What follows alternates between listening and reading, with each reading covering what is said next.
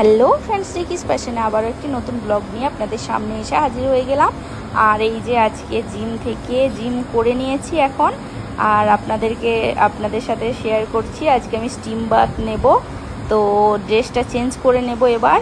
আর এই যে আমাদের ওয়াশরুম, এটা লেডিস ওয়াশরুম, ওইদিকে সৌভিকও চলে গেছে স্টিম বাথ নিতে। আর এই যে স্টিম রুম, এটা আপনাদের দেখাচ্ছি। লাইটটা জ্বালিয়ে নিই ভালোভাবে, এই যে লাইট জ্বালিয়ে নিয়েছি। আর আজকে স্টিম নেব। আমরা তো অনেক ওয়েট তুলি, তো মাসেলে গ্রোথ হওয়ার জন্য এটা খুবই ভালো স্টিম বাথ নেওয়া, এবং স্কিনের জন্য খুব ভালো। তো তাই জন্য সপ্তাহে একদিন করে স্টিম বাথ নিই।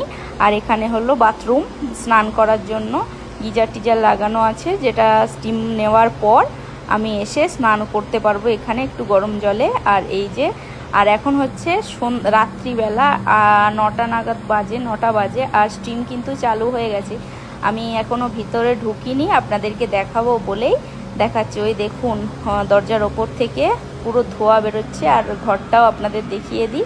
এই যে এখানে দুটো পাইপ আছে, পাইপের মধ্যে থেকে ওই স্টিমটা বেরোয়। আর একটা কাঠের বসার জায়গা আছে, তো জামা কাপড় খুলে নিয়ে শর্ট কিছু পরে ওখানে বসতে হবে। এবং আধ ঘন্টা নাগাদ থেকে আমার স্টিম নেওয়া হয়ে গেছে, স্নানও হয়ে গেছে।